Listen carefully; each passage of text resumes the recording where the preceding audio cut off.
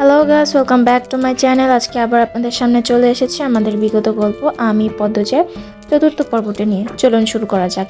তার আগে আপনি যদি আমাদের এই চ্যানেলে নতুন হয়ে থাকেন তাহলে আমাদের চ্যানেলটি অবশ্যই সাবস্ক্রাইব করবেন। আমাদের চ্যানেলের গল্পগুলো যদি আপনাদের কাছে ভালো লেগে থাকে তাহলে লাইক শেয়ার করে পাশে থাকবেন। পরবর্তী পর্বগুলো পেতে চোখ রাখুন আমাদের চ্যানেলেই। গল্পের নাম আমি পদ্মজা, পর্ব 4। দিনটাকে পদ্মজার অলক্ষণে মনে হচ্ছে। সকালে উঠে দেখলো লাল মুরগিটার একটা বাচ্চা নেই। নিশ্চয়ই শিয়ালের কারবার। রাতে মুরগি খোপের দরজা লাগানো হয়নি। আর এখন আবিষ্কার করলো দেয়াল ঘড়িটার কাঁটা ঘুরছে না।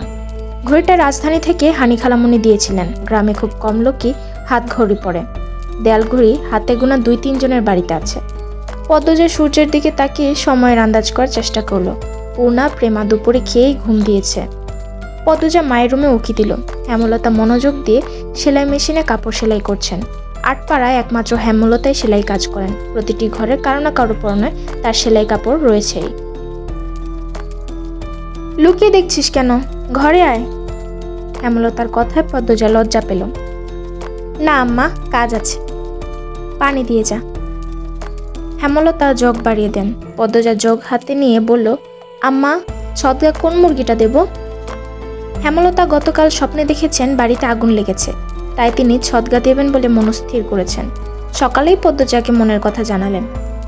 সাদা মোরগটা দিয়ে দিস। মুন্না কি আসছে? না। প্রতিদিন বিকেলবেলা তো পানি নিতে আসে সে, কিন্তু এখনো আসেনি। নিশ্চয় একটু পরে আসবে। হেমলতার কথা বাড়ালেন না। পদ্মজা কলপার থেকে পানি নিয়ে আসে। আছরের আজানের সাথে সাথে মুন্না আসলো। গ্রামে সচ্ছল পরিবার নেই বললেই চলে। হাতে গোনা কয়েকটা পরিবার সচ্ছলতা আছে। হেমলতার পরিবারটা টিকে আছে হেমলতার খুব বুদ্ধি এবং পরিশ্রমের জন্য। পুরো 8 পাড়ার টিউবওয়েল মাত্র 5টা। পদ্মজাতের টিউবওয়েল থেকে পানি নিতে প্রতিদিন অনেকে আসে। তার মধ্যে নিয়মিত একজন মুন্না। 10 বছরের একটা ছেলে, মা নেই, বাবা পঙ্গু, সদরে বসে ভিক্ষা করে। পদ্মজা মোরগ নিয়ে কলপারে এসে দেখলো মুন্না নেই। একটু সামনে হেঁটে এসে ঘাটে মুন্নাকে দেখতে পেল।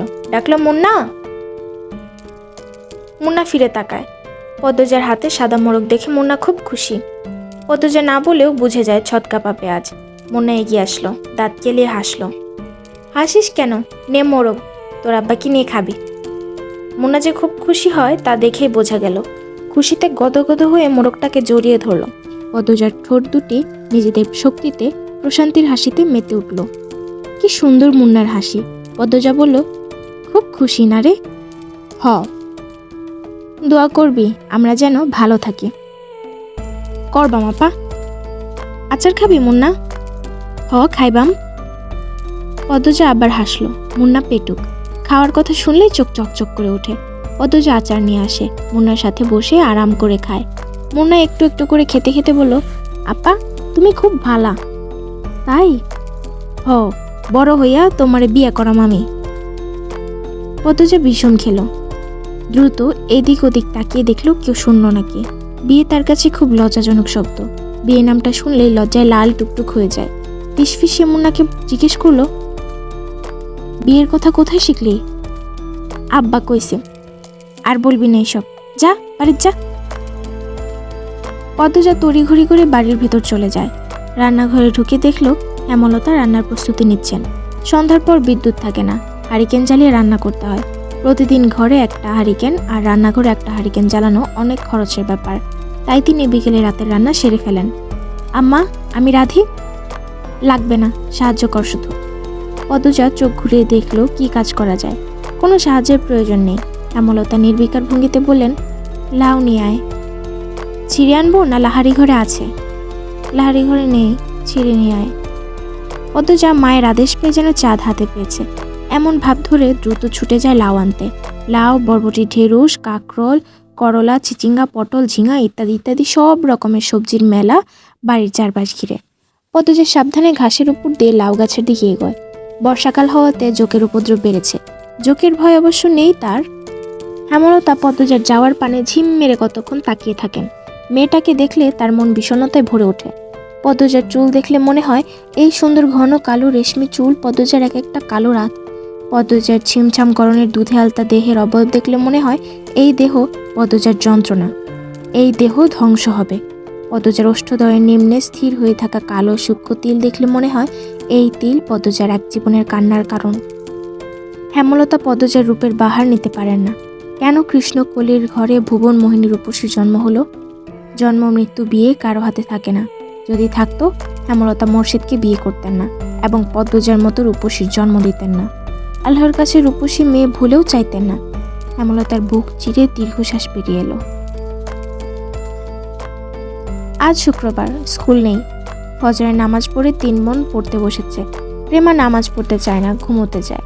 হেমলতার মারের ভয়ে নামাজ পড়ে। সে ঝিমুচ্ছে আর পড়ছে। তা দেখে পদ্মজার পূর্ণা ঠোঁট টিপে হাসছে। হেমলতা বিরক্ত হন। প্রেমার তো পড়া হচ্ছেই না, সেই সাথে পদ্মজা পূর্ণার মনোযোগ নষ্ট হচ্ছে। তিনি কর্কশ কণ্ঠে ধমকে উঠলেন, প্রেমা, ঘুমোচ্ছিস কেন? ঠিক হয়ে পড়। প্রেমা সচকিত হলো। চট করে চোখ খুলে ভয়ে তাড়াতাড়ি পড়া শুরু করলো। হেমলতা কিছুক্ষণ পর স্বাভাবিক গলায় বললেন, পড়তে হবে না, ঘরে গিয়ে ঘুমা। প্রেমা একটু অবাক হয়, পরে খুশি হয়ে ছুটে যায় ঘরে। পূর্ণা মুখ ভার করে ফেলল। তারও তো পড়তে ইচ্ছে করছে না, কিন্তু মা কখনো তাকে ছাড় দেন না। হয়তো ছোটবেলা ছাড় দিতেন, মনে নেই। সে আবার খুব দ্রুত সব ভুলে যায়। ব্রেন ভালো প্রেমার, যা পড়ে মনে থাকে। পূর্ণা খুব দ্রুত ভুলে যায়। পদ্মজার সবকিছুই স্বাভাবিক, শুধু রূপটা বাদে। সূর্য ওঠার সাথে সাথে মোর্শেদ বাড়িতে ঢুকেন। হাতে ঝাঁকি, জাল আর বড়শি, কাঁধে পাটের ব্যাগ ঝুলানো। ভোরে মাছ ধরতে গিয়েছিলেন। মোর্শেদ বাড়ি ফিরলে পূর্ণা আর প্রেমা সবচেয়ে বেশি খুশি হয়। মাছ খেতে পারে অনেক।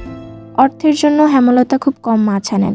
মোর্শেদ বাড়িতে যতদিন থাকেন ততদিন মাছের অভাব হয় না। মোর্শেদ বলার পূর্বেই পূর্ণা ও প্রেমা গামলা নিয়ে ছুটে আসে উঠানে। মোর্শেদ কাঁধের ব্যাগ উল্টে ধরেন গামলার উপর। পুঁটি, ট্যাংরা, পাবদা, চিংড়ি মাছের ছড়াছড়ি। হেমলতা ভারী খুশি হন। পদ্মজা লতা দিয়ে চিংড়ি খেতে খুবই পছন্দ করে, আর প্রেমা, পূর্ণা পছন্দ করে পাবদা মাছের ভুনা। মেয়েগুলো খুব খুশি হয়েছে মাছ দেখে। তিনি জানেন মোর্শেদ বাড়ি থেকে বের হতেই পদ্মজা ছুটে যাবে বাড়ির পেছনে লতা আনতে। হুনো লতা, আমরা রামমারারে পাবদা ভুনা কইরা দিবা, সবজি টবজি দিয়ে রানবা না। আব্বা, আপনি প্রতিদিন বাড়িতে থাকবেন, তাহলে তো প্রতিদিনই মাছ খেতে পারি। মোর্শেদ আর চোখে পদ্মজাকে একবার দেখে তীক্ষ্ণ চোখে হেমলতার দিকে তাকান। এরপর পূর্ণাকে জবাব দিলেন, কোনো রকম অশান্তি না হলে তো থাকবা মই। গামছা নিয়ে তিনি কলপারে চলে যান। পদ্মজার মুখটা ছোট হয়ে যায়। প্রতিবার বাড়ি ছাড়ার পূর্বে মোর্শেদ পদ্মজাকে রাগে কটু কথা শোনান। তখন হেমলতা মোর্শেদকে শাসান। ফলস্বরূপ মোর্শেদ বাড়ি ছাড়েন। মোর্শেদ নাকি বাড়ি ফিরলা কোন দিন? মোর্শেদ গোসল ছেড়ে রোদ পোহাচ্ছিলেন। সকালের মিষ্টি রোদ। ঘাড় ঘুরিয়ে রশিদ ঘটককে দেখে হাসলেন। আরে মিয়া চাচা, আহেন আহেন। পূর্ণারে চেয়ার আইনা দে। খবর কি চাচা? পূর্ণা চেয়ার এনে দিল।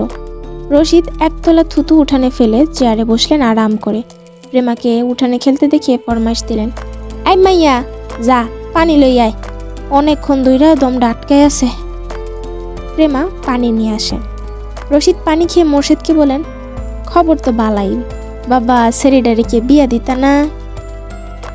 যাক 2 বছর পড়তাছে, যখন মেট্রিকটা পাস করো। কি কন? মেজোটা না, বড়টা। তোমার বউ তো মরিছে লাহান, কোনো বাইও রাজি হয় না। তুমি বোঝাওছেন, পাত্র খাটি হীরা, বাপদাদার জমিদারি আছে, মেলা বড় লোক। মোর্শেদ আর চোখে হেমলতা এবং পদ্মজার উপস্থিতি পর্যবেক্ষণ করলেন। নেই তারা। তিনি জানেন পদ্মজার উপর কোনো রকম জবরদস্তি তিনি করতে পারবেন না। হেমলতা তা হতে দিবে না। এসব তো আর বাইরের মানুষের সামনে বলা যায় না। মোর্শেদ রশিদ ঘটককে নরম গলায় বললেন, থাকুক না, পড়ুক। মায়ে যখন চায় সেটি পড়ুক, তাহলে পড়ুক। রশিদ নিরাশ হলেন। ভেবেছিলেন মোর্শেদ রাজি হবেন। তিনি মেয়ের শ্বশুর বাড়িতে ছিলেন। এরপর বড় অসুখে পড়লেন। তাই মোর্শেদ বাড়ি ফিরেছে শুনেও আসতে পারেননি। আজ একটু আরামবোধ হতেই ছুটে এসেছেন অনেক আশা নিয়ে। কিন্তু মোর্শেদের জবানবন্দিতে তিনি আশাহত হলেন। কটমটে গলায় বললেন, যুবতী ঘরে রাহান বালানা, যখন বংশে কালি পড়ব তখন বুঝবা। কোনো মোর্শেদ, এই বয়সী মাইয়াদের স্বভাব চরিত্র বেশি দিন ভালো থাকে না। পাপ কাম এদের আশেপাশে ঘুরঘুর করে। বেলা থাকতে জামাই ধরায় দেওয়ান লাগে, বুঝছো নি? তোমার বউরে বুঝাও। রশিদ পাত্রের অনেক প্রশংসা করলেন। জমি জমা, ঘর বাড়ি সবকিছু বাড়াবাড়ি রকমের বর্ণনা দিলেন। ফলে মোর্শেদের মস্তিষ্ক কাজ করা শুরু করলো। রশিদ ঘটক যেতেই তিনি হেমলতার পাশে গিয়ে বসলেন। ইনিয়ে বিনিয়ে পদ্মজার বিয়ের কথা তুললেন। হেমলতা সাফ নাকচ করে দেন।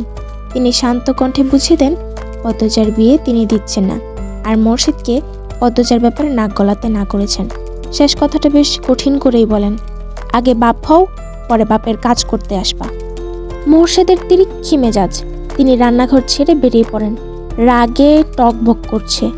পদ্মজাকে বারান্দায় দেখে তিনি ঝাঁঝালো কণ্ঠে বলেন, সেরি যখন রূপ দিয়ে নটি হইব তখন আমার ঠ্যাংও পাইবা না, এই সেরি তোমারে মজা বুঝাইব।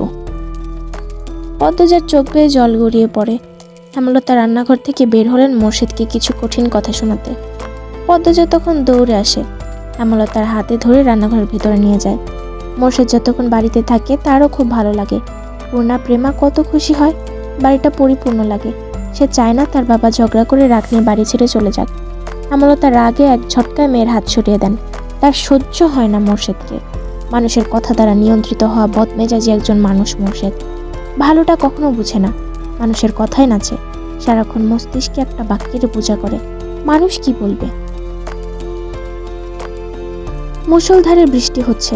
মাথার উপর বৃষ্টি নিয়ে মোর্শেদ বাড়ি ফেরেন। মুখ দেখে বোঝা গেল তিনি খুব খুশি। হেমলতাকে ডেকে বললেন, 1 মাসের লাগে ঘরটা সাইরা লাহারি ঘরে উঠা পড়। কিসের দরকারের জন্য? শুটিং করার লাগিয়া মাতাব্বর বাড়িতে যারা আইছে তার বলি আমরার বাড়ি পছন্দ হয়েছে, বিরাট অঙ্কের টাকা দিব কইছে। আমিও কথা দিয়ে আইছি, কাইলে উঠতে কই আইছি। হেমলতা বিরক্ত হতে গিয়েও পারলেন না। সত্যি অর্থের খুব দরকার। পদ্মজার সামনে মেট্রিক পরীক্ষা, কত খরচ, কলেজে পড়াতে ঢাকা পাঠাতে হবে। তিনি মোর্শেদকে বললেন, টাকার ব্যাপারটা নিয়ে আমার সাথে আলোচনা করতে বলবা, নয়তো জায়গা হবে না। আরে বলাম নে, এখন সব গুছাই লাও। পূর্ণা আড়াল থেকে সবটা শুনেছে। 7 দিন হয়েছে লিখন শাহ আর চিত্রা দেবী এই গ্রামে এসেছে, অথচ সে দেখতে পারল না। হেমলতা যেতে অনুমতি দেননি। পূর্ণা নামাজের দোয়ায় খুব অনুনয় করেছে আল্লাহকে, যেন লিখন শাহ আর চিত্রা দেবীকে সচক্ষে দেখতে পারে। আর এখন শুনল তাদের বাড়িতেই নাকি আসছে ওরা। পূর্ণার মনে হচ্ছে সে খুশিতে মরেই যাচ্ছে। এই মগা, আমাকে 1 কাপ চা দাও তো। ঝড়ের গতিতে চা নিয়ে আসে। লিখন চিত্রার পাশের চেয়ারটায় বসলো। এরপর মগাকে বলল, দারুণ চা করো তো তুমি। মগা কাচুমাচু হয়ে হাসল। ভাবে বোঝা গেল প্রশংসা শুনে সে ভীষণ লজ্জা পেয়েছে। চিত্রা মগার ভাবভঙ্গি দেখে হেসে উঠল। চিত্রা হাসলে মগা মুগ্ধ হয়ে চেয়ে দেখে। মাতব্বর বাড়ির কামলা সে। চিত্রনায়ক লিখন শাহ এবং চিত্রনায়িকা চিত্রা দেবীর সেবা করার দায়িত্ব মগাকে দেওয়া হয়েছে। মগা এতে ভীষণ খুশি। চিত্রার সুন্দর মুখশ্রীর সামনে সবসময় থাকতে পারবে ভেবে। চিত্রা বলল, তোমার ভাইয়ের নাম জানে কি? 4 ফুট উচ্চতার মগা উৎসাহ নিয়ে জবাব দিল, আগে মদন। চিত্রার হাসি পায়, অনেক কষ্টে চেপে রাখল। মগা, মদন এগুলো কারো নাম হয়? শুটিংয়ের মাঝেই হুট করে আকাশ ভেঙে বৃষ্টি নামে, তাই আপাতত শুটিং স্থগিত করা আছে। সবাই বারান্দায় বসে বৃষ্টি দেখছে, হাতে সবার রং চা। ডিরেক্টর আবুল জাহেদ দারুণ খিচুড়ি রান্না করেন। বৃষ্টি দেখে তিনি রান্নাঘরে ঢুকেছেন। আচ্ছা মগা, এই বাড়ির 2টা মেয়ে কোথায়? আসার পর একবার এসেছিল, এরপর তো আর এলো না। চিত্রা প্রশ্ন করলো। মগা বলল, ওই যে লাহারিঘর, ওইটাতে আছে। লাহারিঘর মানে? মগার বদলে লিখন বলল, যে ঘরের অর্ধেক জুড়ে ধান রাখা হয় আর অর্ধেক জায়গায় চৌকি থাকে কামলাদের জন্য, ওই ঘরকে লাহারি ঘর বলে এখানে। বোঝা গেছে? চিত্রা চমৎকার করে হাসলো। বোঝা গেছে।